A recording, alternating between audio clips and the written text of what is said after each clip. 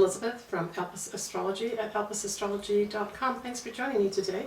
I hope everyone is enjoying the warmer weather, certainly in the Northern Hemisphere. So this is your July 2020 astrological outlook as I see it.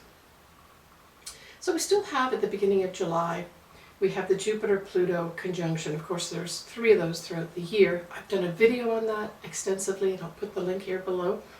But note that that just continues that emphasis on helping us grow and expanding and enlightening and shining a light on, our deep inner selves, the shadow sides of ourselves, essentially, whether it's collectively or if it's individually, or both, of course. So what's interesting is that this is at 23 degrees of Capricorn. And I'm going to talk a little bit about the country China and their natal chart. But I only want to do that just to kind of start that conversation and start thinking about it. I haven't delved in huge deeply on all this, but I certainly have pulled up enough information that I thought it was worth actually putting in my video as well. But there's not going to be a lot on it. Most of this video is going to be on the actual astrology of the eclipse and then the new moon in Cancer, and then it'll be followed up, of course, by me doing all the ascendants, and I will timestamp everything so you can come back or just listen to whatever you want to listen to. So for China, this conjuncts China's own natal Jupiter in Capricorn, and that is in the 12th house. So if we think about the 12th house, we're at the highest level, we're looking at really developing and growing our spirituality. It can be associated with the law to some extent, as well as to religion. Now we're talking about Jupiter here. But it's a hidden house. And so I think there's that potential element involved here with this Jupiter conjuncting Pluto at 23 degrees and then conjuncting China's own Jupiter. To me, it just says more. And more of what? When we look at Pluto individually, apart from Jupiter, we're looking at potentially subversive elements. But the ultimate reason that Pluto would be here in the 12th house is really to bring deep enlightenment to the surface. And then when combined with Jupiter, of course, it's supposed to be for mankind or for all. So it'll be interesting to watch to see how this actually plays out for China, because it's not only that we have happening. There are other things too. Now I looked back on some of the news events for China when Jupiter was in Capricorn, and on the 25th of Jan 2008, China had its worst snowstorm since 1954, and there was great economic loss and of course hunger as well. Jupiter at 22 degrees of Capricorn, which now we're talking about it hovering over its own Jupiter again, just like it is now, in May 2008. Here we saw a huge 7.9 earthquake occur. And then when we look at, there was certainly some, once Jupiter now is going to be going into Aquarius, we're just talking at the beginning of degrees. Last time it was in there, in January 2009, Jupiter in Aquarius, there was great ethnic violence between the Muslims and the Han Chinese. Now there were lots of other events that went on too. I've just picked out a few of them, but I will continue this conversation probably through the next year or so, when I think it's appropriate to maybe bring to light some things that may be happening in China, and then let's see what really happens. This is the great thing that you can do, is do your best to see what happened historically, look at what's happening now, and then retrospectively look at, what were the real effects of this conglomeration of planets. But don't forget that, back there where we had Jupiter conjuncting China's Jupiter, it was just that, it wasn't Pluto. So this is an extra element of intensity. And I just think that there's this lends itself to things going on behind the scenes that's quite intense. That may affect a lot of foreign nations, because of course Jupiter represents foreign lands, foreign people, other things too, but we'll leave it at that. All right, let's get back to our astrology in July. So on the 1st of July, we have a Mercury retrograde in Cancer will be squaring Chiron.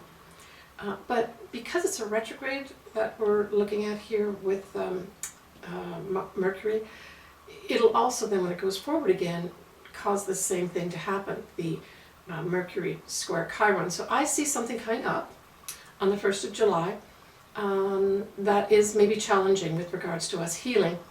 And the answers, or more importantly, the elucidation of the potential answers, will probably happen more likely towards the end of the month on the 22nd, when Mercury, now going direct, will form this square. So there'll be more of a collaboration as opposed to a time when people aren't agreeing on how we should heal. We have the full moon, and it's a full moon eclipse. And it is at 13 degrees of Capricorn, 37 minutes. We have the sun, because it's a full moon, we have the sun opposite, of course, the moon. And so the sun is at 13 degrees of Cancer, 37 minutes. This will be at 9:43 p.m. Pacific Daylight Time. Now, of significance for the sun, which is in Cancer, we have the fixed star Sirius, which is in Canis Major constellation. And it refers to the dog. So that's also occurring in terms of a conjunction with the sun. So then that means that, of course, Sirius will be opposed to the moon.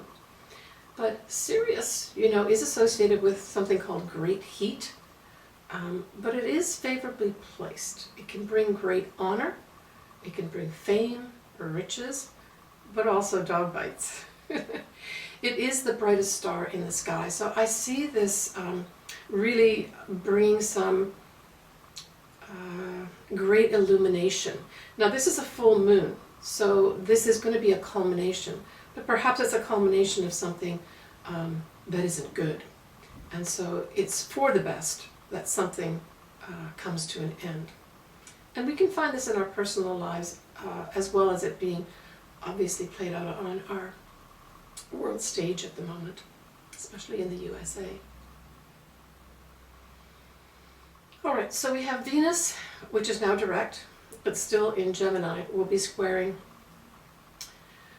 Mars again. And so this just brings up, it can bring up sexual tension, for instance, but it can also bring up a lot of flirting and a lot of that type of thing, because with Venus in Gemini, it tends not to be so emotional. It's more cerebral, and let's have fun and that sort of thing. And scoring Mars, it just potentially puts a little bit of a spanner in the works with regards to that type of activity. We have Saturn quincunx, the north nodes of the moon.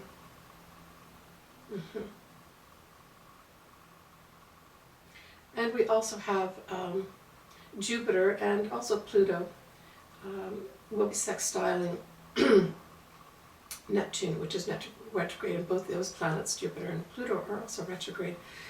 So to me, this is providing an opportunity, perhaps, that is not going to be so obvious with regards to really delving into our spirituality and doing the right thing, great compassion. There may be a more reserved way of expressing this type of energy. So Jupiter will give energy and growth to Neptune here, which is retrograde. And Neptune is about that great love, that great compassion. So I just see this as sort of a reserved way of doing that, and not so forward, but that is still there, it's still operating there, but in a more reserved way. With Saturn quincunxing the north nodes, I just see this as us having to adjust to a whole new way, certainly as a collective, for our destiny as we go forward. And of course, it will be to do with how we communicate and how we listen to others, how we think about others. So I'm just going to mention here again a little bit more about China. And we have Saturn direct when we're looking at December 2020, right, when we have that whole Jupiter Saturn conjunction in Aquarius. So I just wanted to bring up here that when we do have that in December, that will, first of all, conjunct China's own Jupiter, but then it'll very quickly go on to conjunct the Ascendant for China. So I see this significant conjunction in the universe by transit, that would be the Jupiter-Saturn in December, mid-December time, is going to also initiate something very significant with China. So it'll be interesting to see what happens. Now after that, the moon will go on,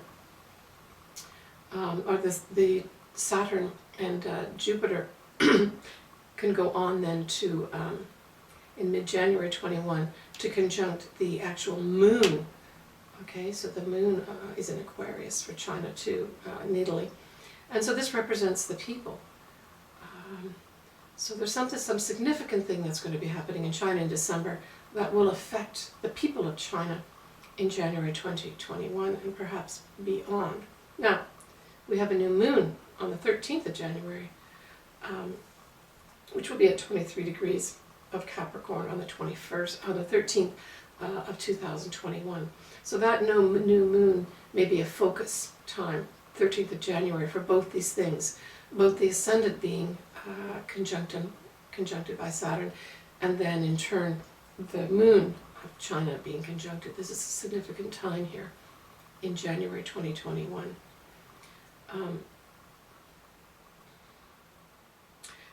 Also, we're going to have, at that time, we'll have Mars squaring the natal Jupiter of China, and that's in the 12th house. So that's kind of hidden things, hidden aggression. That's what I read it as. Now, there's going to be a total eclipse at 23 degrees of Sagittarius on the 14th of December, 2020. And this is going to form an inconjunct to China's Jupiter in the 12th house again. So, you know, it'll be interesting to see how this all plays out. It seems like most of this is going to be happening towards the end of the year and then January 2021. But transiting Pluto will also conjunct the Chinese natal Jupiter exact 2 at that time, on 14th December 2020. And if we look at the ruler of China's Ascendant, of course the Ascendant is in Aquarius, so that means that the ruler is the modern ruler anyway, is going to be Uranus, and of course the more ancient ruler is Saturn. Significantly, Jupiter, or Uranus, will be going direct mid-January 2020, so that's kind of in tandem with that new moon that I spoke about on the 13th of Jan 2021, that conjuncts the natal Jupiter of China. Yeah, very interesting stuff. I think this whole Uranus which is going direct mid-January 2020, I think this is sort of a triggering event, possibly towards the end of January 2021, because Mars will be conjuncting Uranus, transiting Uranus in Taurus at that time. And then it'll go on to oppose the Scorpio midheaven of China. But before it does that, it will be conjuncting the Scorpio Venus mid-February 2021. So this is all like early 2021. A lot of surprising, unexpected incidents will be made public, that whole midheaven being involved here too. All right, let's move on. We have Mercury direct at 5 degrees of Cancer on the 12th of July. So this is a weekend. I see this as communications basically being opened up, and us being able to communicate probably more about our emotions and more about what nurtures us, what makes us feel safe and secure. We're going to be more vocal about that now that we're going to have Mercury go direct. But at the same time here, we're going to have Venus in conjunct Uranus. So this says surprising, unexpected adjustments in our love life, but also potentially our money, and of course our values are always in the mix when we talk about Venus too. So one or all three of these could be up. But certainly on the surface, a sort of in conjunct of Venus and Uranus could say that there may be some unexpected breakups that happen at this time. On the 14th, we will have Mars conjuncting Chiron.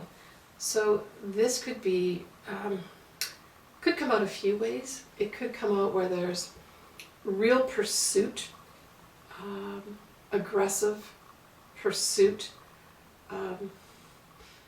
by individuals, because of course Chiron is in Aries, and that means that so is Mars conjuncting Chiron. So it could be individuals pursuing their freedom to heal, right?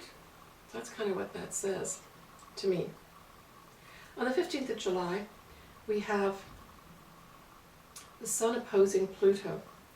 So this can bring up a whole bunch of things. It's going to be, the Sun of course is in Cancer, and then Pluto of course is in Capricorn. So it's this whole axis of, where do I feel safe? Where do I feel secure? Where do I feel nurtured? Right? But with the Sun beaming its beams on Pluto, it also shines a big, big light on our collective underbelly, and maybe even more things will be brought up with regards to things that we've been really shoving underneath the carpet, and that is all part of our shadow collective side. It can also bring up stuff for us individually.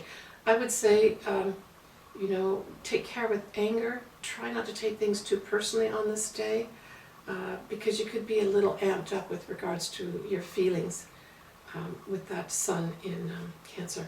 That's on the 15th of July. So early on the 20th of July, we have the Moon, which is the mood of the people, is going to be opposite Pluto this time, okay? Then 5 days later, we've got that.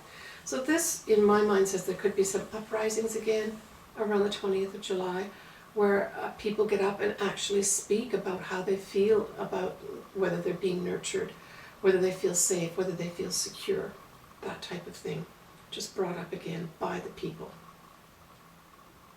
And this is just before that new moon in Cancer, so this is not an eclipse in Cancer at the end of July, but on the 20th of July, but instead it's just a new moon. And so Cancer, this is your double dose of a new moon, and this again just says new start. So you may have, at the eclipse, both in Cancer at the end of June and the eclipse at the full moon at the beginning of July, you may have closed some significant doors in your life. But of course you may have at the same time been opening others as well. But this is your official opening of those doors of a whole brand new life occurs at this new moon. And it'll be at 28 degrees of Cancer, 27 minutes of the 20th of July at 10:33 a.m. Pacific Daylight Time. So take a look at where these degree points are. So, for new moons, full moons, and eclipses and that, I've mentioned this before, but I'll mention it briefly again. Don't forget that to have a significant effect, you really have to have these things happening on an angle. Preferably, you have it on an angle called your ascendant-descendant axis. Your midheaven also is important. And then, of course, your Sun and Moon are important too. And then any conglomeration of planets all covered together at that same degree point. But you really have to come close to the degree point of 28, 29 degrees to have a significant effect for you. But it doesn't matter, all you Cancers, this is your new start. And don't forget, that 28 degrees, 27 minutes is awfully close to 29 degrees, which of course is, represents the ending of a sign, 30 degrees in every sign, even though this is a new moon. That's why I'm saying there may be a lot of doors closing, because this is usually a wrap-up of the sign where you're exiting into the next sign. Hope I'm not confusing anybody. So this is also significant. Whatever new things you're starting and old things you've left behind, that's it. You're not opening that again. This is closed, goodbye, done. And in your heart of hearts, you're going to know that, especially for Cancers. All right, we have the Sun and the Moon opposite Saturn exactly. So, okay. So this is obviously going to say that with this new moon comes responsibilities, and that's how I see it. I see it's going to be responsibilities, but so what? I mean, responsibilities don't necessarily have to be a bad thing. It can also be putting the structure that you need in your life so badly. Maybe you've been going decades without something that really has longevity for you in whatever area of your life this falls in. But we also have a quincunx to the south nodes of the moon. Hey, I think that's an okay thing for me, because to me this just says, let go of old beliefs and adjustments. So all part of this new moon, especially as it applies to Cancers, but also to other folks as well, it's just kind of finality. That south node, you want to let go of that stuff or incorporate it. I see this as some people having some difficulty letting go of old beliefs and adjusting to a new way. But just try to hang in there and realize that this is all these things that are happening are ultimately for the good, right? We have Mars sextiling Uranus, but also square Chiron, and this is exact. So we're talking about now here at the new moon, right, on the 20th of July. So this has some surprising opportunities to heal. And I'm really feeling positive and optimistic that we're going to have some truly inspiring energy, new energy come out that helps us heal as a nation, but also helps us heal individually. We have Jupiter sextiling Neptune exact, and this is awesome too. This just adds that positive, inspirational energy that at its highest is saying, it's like the universe saying to us, here are some wonderful opportunities for you to have great compassion, great inspiration. And if we want to tie in, Jupiter and the law part of it, we could say that, spiritual laws. Maybe we need to be paying attention to spiritual laws as part of our collective too. Something to think about. We also have Saturn quincunxing the north nodes of the moon exactly, so then it just kind of pairs up with the whole moon sun quincunx as well with the south nodes. So this is a new beginning for our destiny as a collective and individually. And this is just saying that, there may be some work to be done. Saturn is work. There may be some work that we have to adjust to make this new reality with the north nodes now in Gemini. There are two sides of every conversation. There's two sides of everything that we may have an opinion about, and we need to listen to both. 25th of July, we still have continuing till the 1st of August, that whole Jupiter sextile Neptune. So this is a nice little number of days where we can have some magic happen. I'm just going to say it. If you're open to it, there's opportunities for magic to occur. And some truly inspirational things and great compassion to reveal itself. On the 26th of July, we have Mars in Aries enters into its shadow period.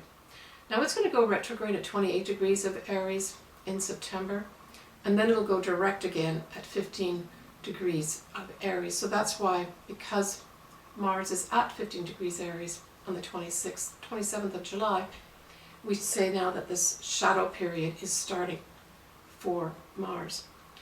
So this just kind of says to us that this might be a better time to do some planning as opposed to taking some real initiative.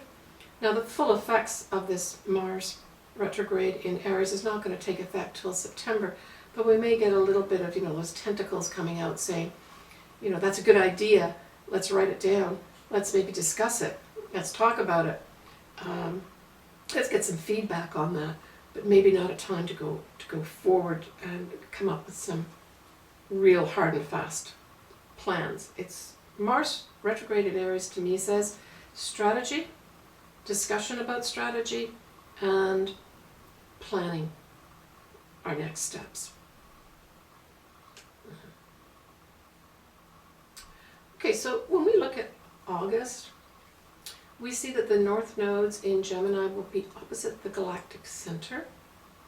And of course, the south nodes will be conjuncting it. So this is a wow moment. For those that are open to it, this could be some major downloads from the universe coming in to really help guide us. I really do. I feel that. I'm just going to say it. So this might be August, a good month to do some serious meditation, seek guidance, and really get out into nature. That's really, really important to get out into nature, right? Preferably by yourself or with your furry friends. But this is a significant time, August, for that type of activity to happen. Downloads from the universe to help guide us in a positive way forward on our destiny. Also, we're going to have Venus conjuncting the north nodes of the moon as well. So this is just beneficial energy on top of kind of beneficial energy. And could be a time for some people, this is in Gemini, so Geminis or Gemini rising in particular, could be some great love come into your life too. Can also be some unexpected money as well. For others, it could be that you do a complete change of direction with regards to your value system, how you value yourself, how you value others, how collectively we value others. Now, Venus also represents women too, so there may be something in the news with regards to women and how we have to change our destiny in the future towards them.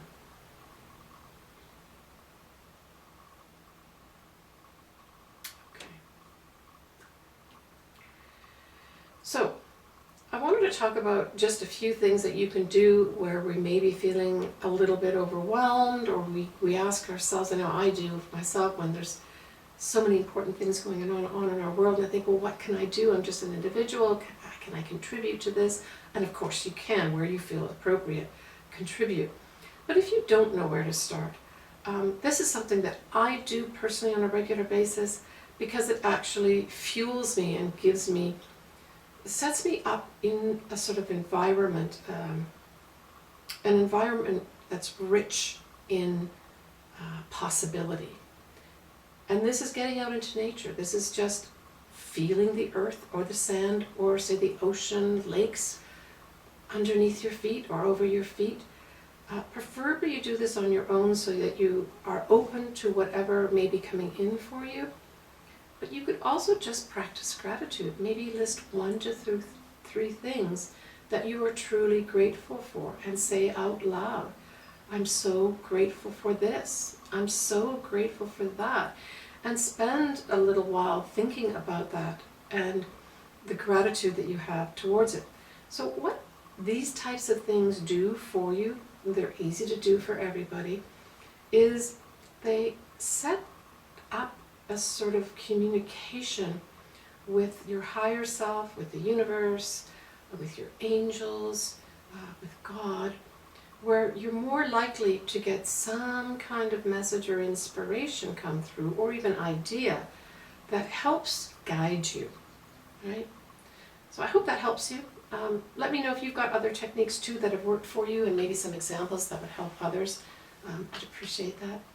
All right, so the next thing I'm going to do is I am going to go through the ascendants, and we will also say that this could be for your sun sign as well if you use that.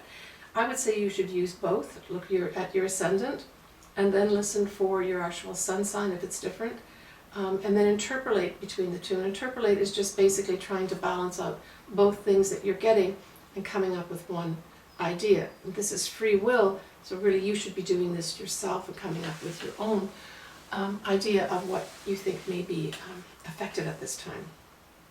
So what I'm going to do is just take this full moon solar eclipse that happens certainly on the west coast on the 4th of July 2020. But in many ways this covers both moons because, opposite this full moon eclipse, of course, is Cancer.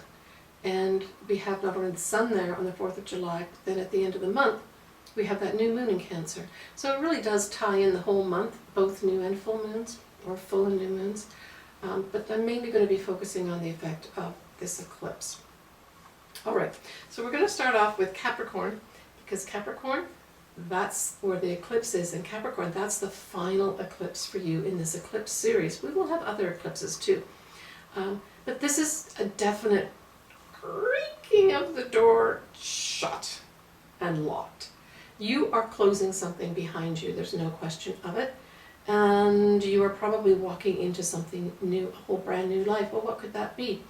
Well, Capricorn, it's your 1st and 7th house axis, so it could be that you retire, that you make that big monumental decision to retire, and you close that whole world of whatever you were working in, and maybe open up a whole other world that maybe even suits you better. But it can also be a time of things happening with your partners as well, because it's a full moon, right? We have that sun that's in your partnership house, your 7th house. So this could be a number of things. It could be something significant happens to your partner that affects you directly and directs your direction of life for the next while. It can also be a time of breakups where you decide that you're going to move on from a relationship that you're in. And this could apply to business relationships too. Now, because it's an eclipse, even though it's a full moon and it always means culminations and endings, because the eclipse can also mean beginnings, it can also signify the beginning of, say, a new partnership. Or you could let one partnership go and another one rushes right in. And this could be business partnerships as well as, love relationships like a marriage and that. But certainly this will affect you directly, and you may do many changes in your life. But I suspect over the past couple of years, you've already been spending a lot of time figuring out what you want to do.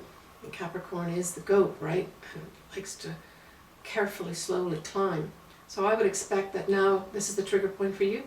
You're going to set everything in place, leave stuff behind that's not serving you anymore, and move towards that exciting new future. So I would be interested to hear some folks, say in August or the end of July, post what may have come forward for you. To have anything significant, you have to have very close to this exact degree, right? So we're talking about 13, 14 degrees of Cancer or Capricorn, that you need to have something at an angle, or your sun and moon for sure, or a conglomeration of planets. Okay, enough said. For Aquarius, it's your 12th and 6th house axis that this is affecting. The moon in particular falls in your 12th house. So the 12th house is really your place where you could really develop your spirituality, where you go to an ashram, where you take up maybe astrology, where you take up yoga. But this could be a significant time for you to just get some rest as well. It could be that you've had a lot of things take place. Maybe you even had some new responsibilities come in when we first had Saturn, right, go into Aquarius. Now it's going to be heading back now into Capricorn for a short while until December. So the short while that it was there in your sign may have delivered some new responsibilities for you, right? And that may be part of this whole thing where you just need some time out. But like I said, the best way to use that 12th house is to develop your spirituality, whether you're reading, whether you're chanting, taking up astrology, as I mentioned. It's also called the house of self-undoing. So if you're not operating with high-level energies, the 12th house does require you to really have some high-level energies in terms of what you're doing and the actions you're putting forward and the thoughts you're putting out. So I suppose if it's negative, it could bring something that is of self-undoing if you're in a negative zone that way. But aim for the high, Aquarius, and you may have some downloads come in at this time too, because this is communicating with the universe, right? For Pisces, it's your 11th and 5th house. So the 11th house, where the moon is potentially you ending some friendships, deciding you don't want to belong to some groups anymore, maybe redoing those hopes and wishes that you had. Maybe they don't apply anymore, and you decide you want to actually redo those. Now the axis also involves the 5th house. The 5th house is new love. So it's, I guess, potentially possible that you could meet a new love through joining new groups or friends. That you let go of something and then something great happens for you. But it's also, you know, maybe you decide to start being more authentic, being the more authentic you. And this may bring in new friends and groups as a result of that as well.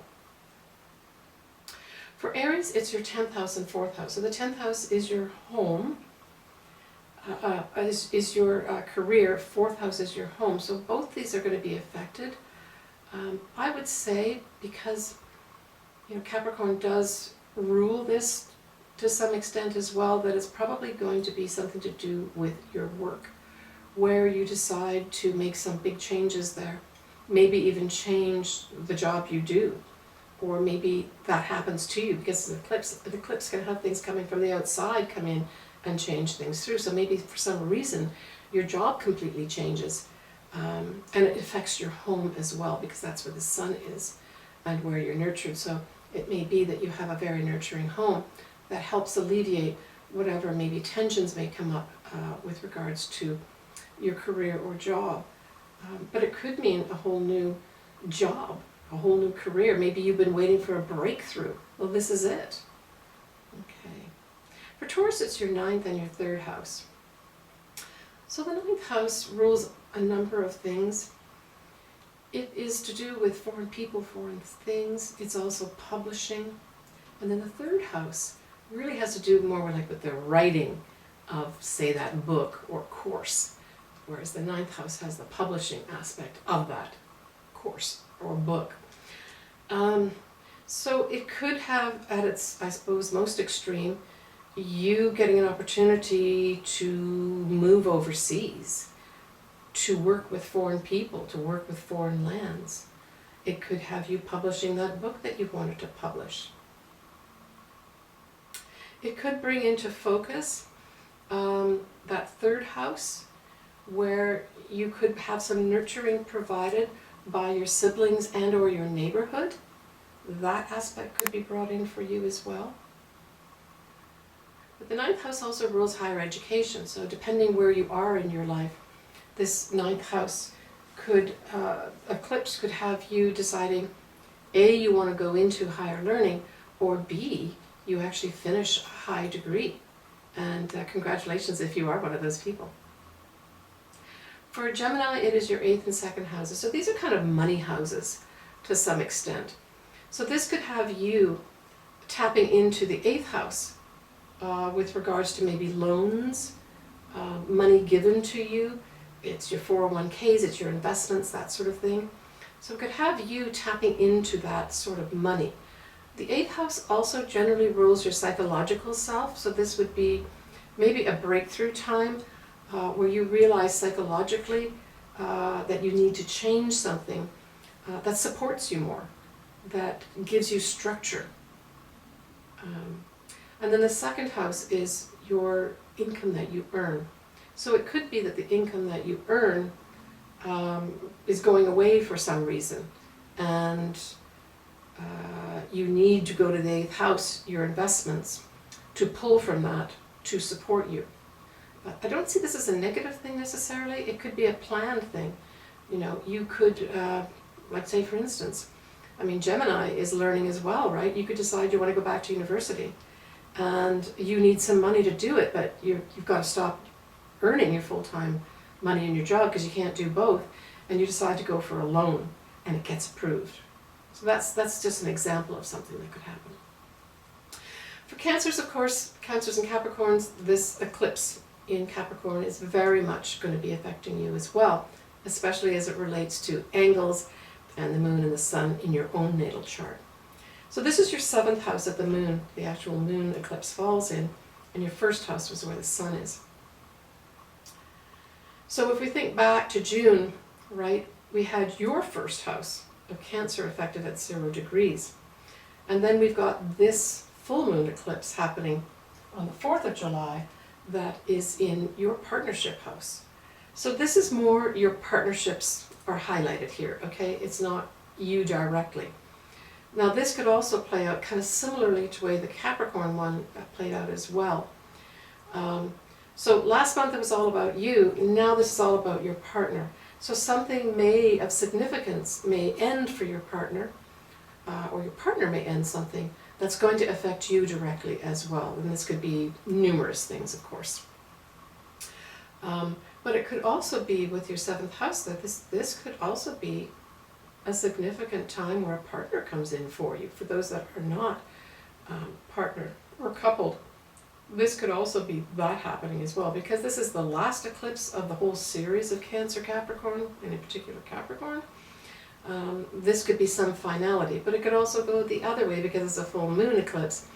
Someone could be eclipsed out of your life, and that would be your marriage partner or perhaps your business partner. Something could happen there that affects you directly. So it's those types of things that we're talking about. Yeah, or it could be you just decide that, you know, this business partnership isn't working for me and I need to end this. And you could have, it could follow that you have a different type of business partnership that's going to work better for you. Okay. Certainly we're looking at what supports you from a nurturing standpoint, but also from a structural standpoint. Does this work for me? Does this situation I'm in with this partnership, whether it's a business partnership or marriage partnership, does the structure that I'm in really help me? And does it nurture me? Okay. So for Leo, it's your 6th and 12th house. So the 6th house is primarily a house of health, you know, the nutrition as well as the exercise. But it's also your day-to-day job as well. And in olden days, it was kind of like the indentured servant is you know, let go. They don't have to be, you know, serving the household anymore, that they get a free pass to leave and have a nice life. That's in sort of the old astrology. I see this really as potentially health. Because we've got the influence of Saturn and Capricorn here, I think this is you deciding, having an epiphany moment where you decide you're actually going to set up new structures in your health, as well as the way you eat, exercise, all that type of thing, that you're going to decide to do something different. But because it's also the day-to-day job, you may have something unexpected come in with regards to your job that suggests that you have to change the structure of the way that you do your job. And again, none of these things need to be negative. Think positively and think about what you actually really need, and those will come in.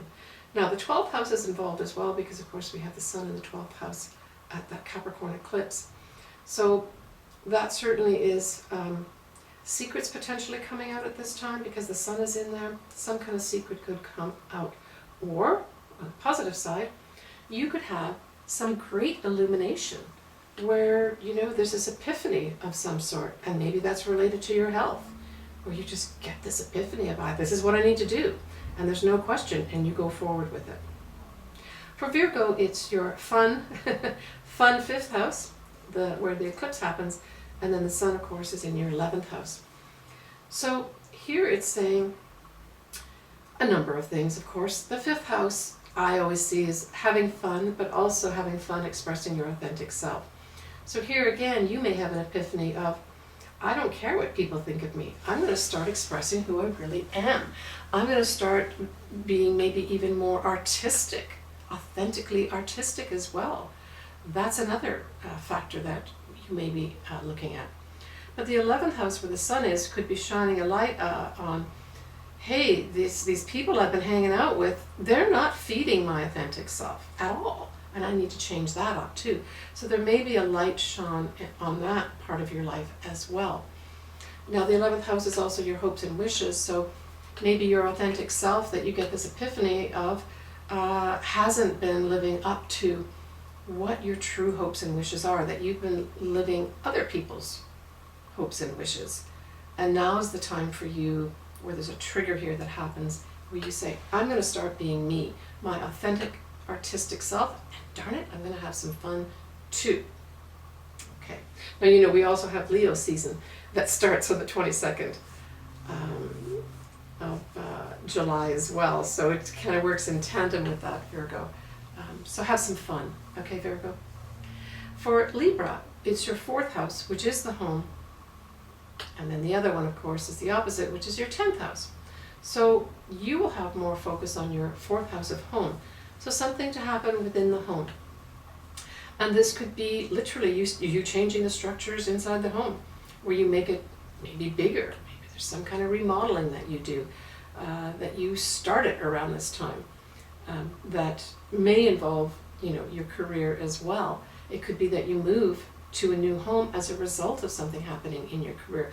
With the sun shining in your 10th house, something will be brought to light there. It could also be that the sun sometimes can represent a male figure, usually a wise male figure. So it could be that something happens with regards to maybe your boss. Maybe they end up leaving and you may have to step in, but that means you've got to move to a new city or a new place. And that's where your 4th house comes into view in terms of the big change with the eclipse. It could be people also in your home coming and going. So it could be somebody leaving your home. More than likely, because it's a full moon, people can be leaving your home. And people could be coming in as well. So it's your home that is under the auspices of this eclipse for you.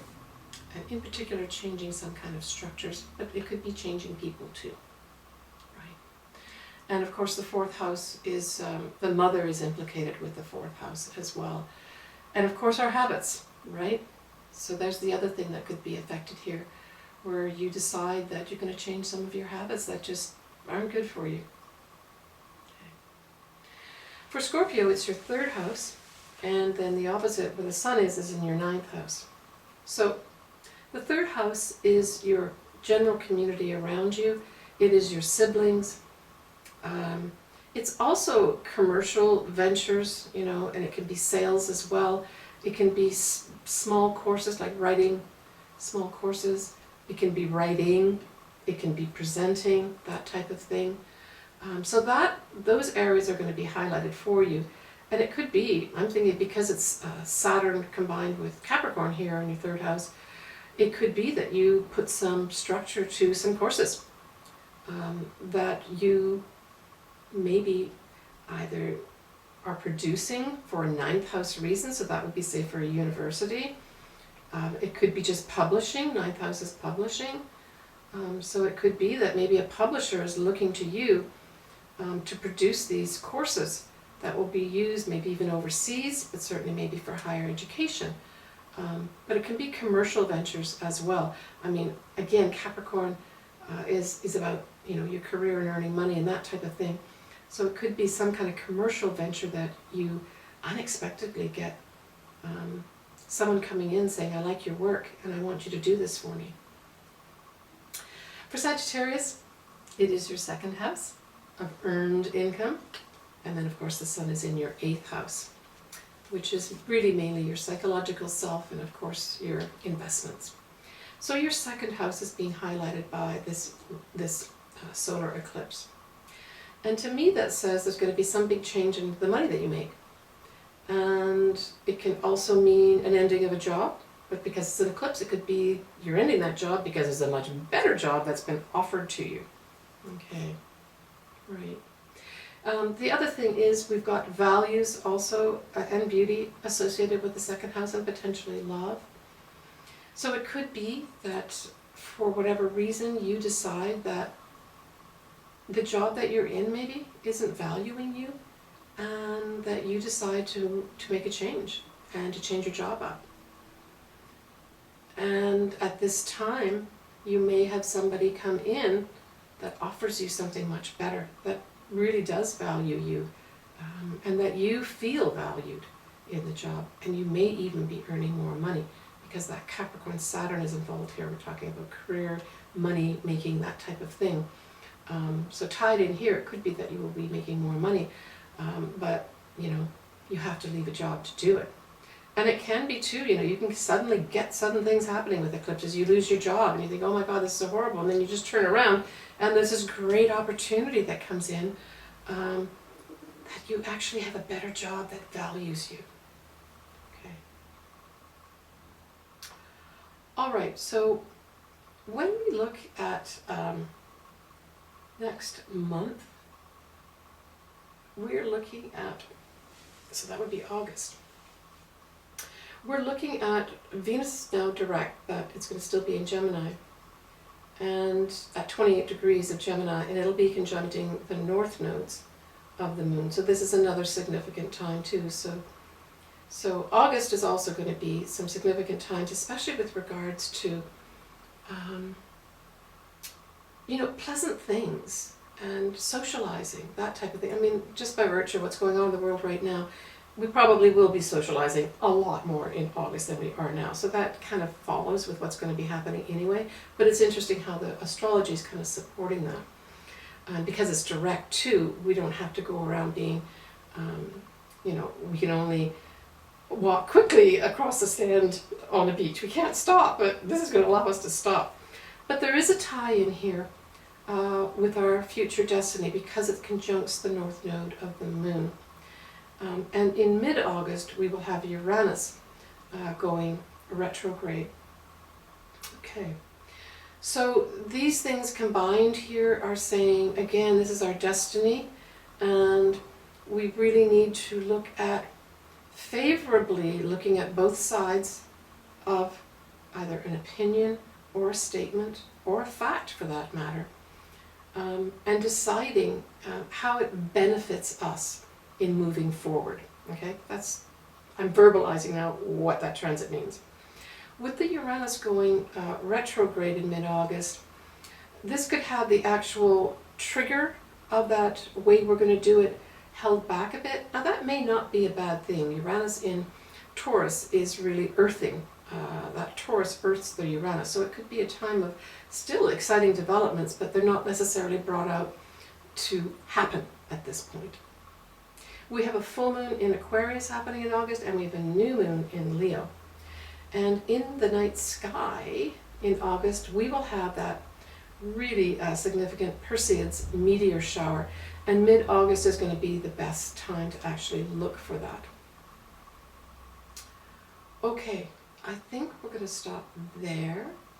I hope everybody has an enjoyable July, actually an enjoyable summer. Let's try to enjoy ourselves this summer as best we can. Things are opening up.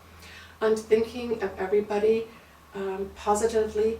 Leave me comments. Please subscribe. I would really appreciate it. It helps my channel. It helps me too. And I'd love to hear your comments. So please leave those too. Lots of love to everybody. Keep positive. Everything that's happening is going to work out to help all of us, our whole humanity, in a positive way. There's no question of it in my mind. Bye for now. I will talk to you again in August.